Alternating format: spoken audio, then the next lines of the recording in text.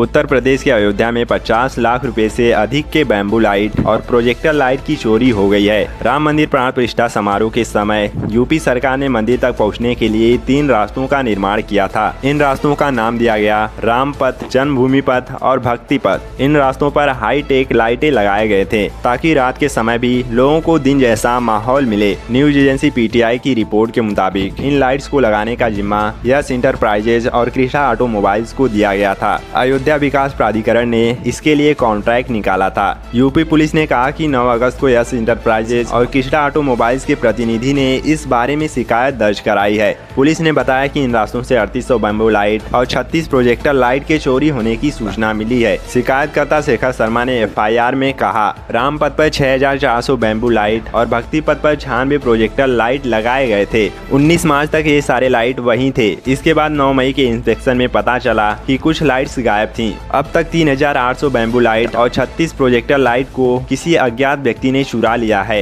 FIR के अनुसार yes enterprises और कृष्णा ऑटोमोबाइल्स को चोरी की जानकारी मई महीने में ही मिली थी, लेकिन शिकायत दर्ज कराई 9 अगस्त को। पुलिस ने कहा कि एफआईआर के बाद इस मामले की जांच की जा रही है। चोरी अयोध्या के सबसे सुरक्षित इलाके में हुई। यहाँ पर 24 घंटे पुलिस कर्मी तैनात रहते हैं। राम पथ की लंबाई 13 किलोमीटर है। इसमें हाई रिजोल्यूशन के 25 सीसीटीवी कैमरे लगे हैं। इनकी क्षमता ऐसी है कि लोगों के हाथ की लकीरें तक कैप्चर कर सकते हैं। वहीं भक्ति पथ की लंबाई 800 मीटर है। इसमें जगह जगह 12 सीसीटीवी कैमरे लगे हैं। आपको बता दें कि अयोध्या धाम के 10 वार्डों में 71 करोड़ 86 लाख रुपए की फैंसी लाइटें लगाई गई थी। लाइटों की गुणवत्ता को लेकर स्थानीय पार्षदों ने पहले भी सवाल उठाए थे। सपा और भाजपा पार्षदों ने योजना की जाँच की मांग 12 जुलाई को की थी। पार्षदों का कहना था कि जो लाइटें लगाई गई हैं वह कभी जलती हैं तो कभी नहीं, और कई पोल भी टूटकर गिर चुके हैं। मामले में सपा सांसद अखिलेश यादव ने यूपी सरकार पर जमकर निशाना साधा। उन्होंने एक्स पर लिखा, भाजपा सरकार मतलब अंधेर नगरी, सब तरफ अंधकार। अयोध्या में चोरों ने की कानून व्यवस्था की बत्ती गुल, इसलिए जनता तो पहले ही कह रही थी बिन बिजली के खड़ा है खंबा। उन्होंने आगे लिखा, अयोध्या कहे आज का नहीं चाहिए भाजपा। वहीं अयोध्या सांसद अवधेश प्रसाद ने कहा, राम पथ से लाइटों का चोरी होना और वो भी ऐसे समय जब हमारे मुख्यमंत्री अयोध्या में ही हो, मामला गंभीर है। आपको बता दें, लोकसभा चुनाव के बाद अयोध्या नगरी किसी न किसी वजह से चर्चा में है। लोकसभा चुनाव में बीजेपी के यहाँ चौंकाने वाली हार हुई। खुद बीजेपी को अंदाजा नहीं था कि वह इस प्रतिष्ठित सीट से हार जाएगी। लिहाजा उसके बाद अब जब 10 सीटों पर उपचुनाव होने जा रहे हैं तो उसके बाद अयोध्या की मिल्कीपुर सीट चर्चा में है।